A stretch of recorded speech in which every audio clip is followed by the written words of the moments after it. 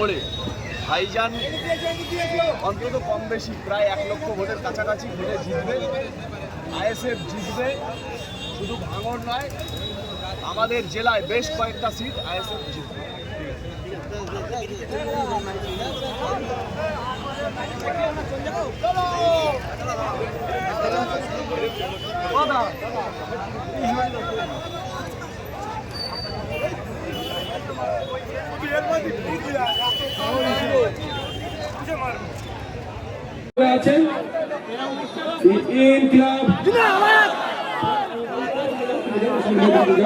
এবারে একটু দেখাবেন, যাও সামনের দিকে যাও।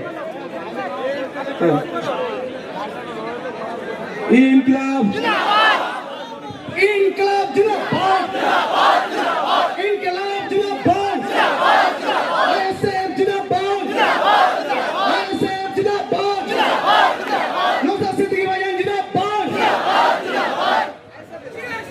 ইনকলাব জিন্দাবাদ, ইন্ডিয়ান সেকুলার পার্টি জিন্দাবাদ, আইএসএফ জিন্দাবাদ, ইন্ডিয়ান সেকুলার পার্টির নেতৃত্বে চলছে চলবে রাজ্য জুড়ে আইএসএফের সংগ্রাম, ভারত জুড়ে আইএসএফের সংগ্রাম। হাকিমুল সাহেবকে আইএসএফে আসার জন্য সুস্বাগতম, আইএসএফে আসার জন্য সুস্বাগতম। ইনকলাব জিন্দাবাদ, ইন্ডিয়ান সেকুলার পার্টি জিন্দাবাদ, প্রার্থী নওশাদ সিদ্দিকী সাহেব জিন্দাবাদ। আমাদের সংগ্রাম, আদিবাসীর সংগ্রাম, মানুষের সংগ্রাম, আদিবাসী পিছিয়ে পড়া মানুষের সংগ্রাম, যুবকের সংগ্রাম, ভারতবাসীর সংগ্রাম।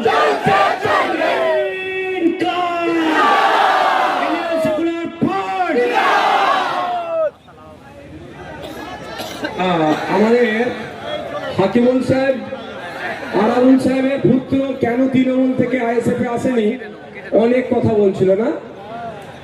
ওই কি একজন নেতা আছে, পেন দিলে পেন ভেঙে ফেলবে।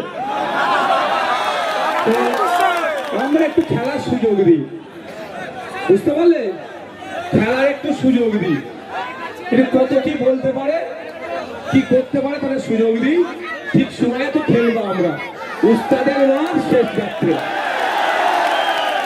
অন্যতম সিনিয়র লিডার ভাঙড়ের যেমন পলাশদা আছে, ঠিক জায়গায় খেলবে, ঠিক সাথে সাথে সদ্য আইএসএফ এ যুক্ত হওয়া আরাবুল ইসলাম সাহেবও ক্যানিং এ একাই দাপিয়ে বেড়াচ্ছে। আজকে একজন মিডিয়ার ভাই প্রশ্ন করলো, ক্যানিং এ আপনারা দুই ভাই, কি হয়েছে? কালকে আবার প্রোগ্রাম তো চলবে, একদিনে অত ট্রেলার দেখালে তো হার্ট অ্যাটাক করবে।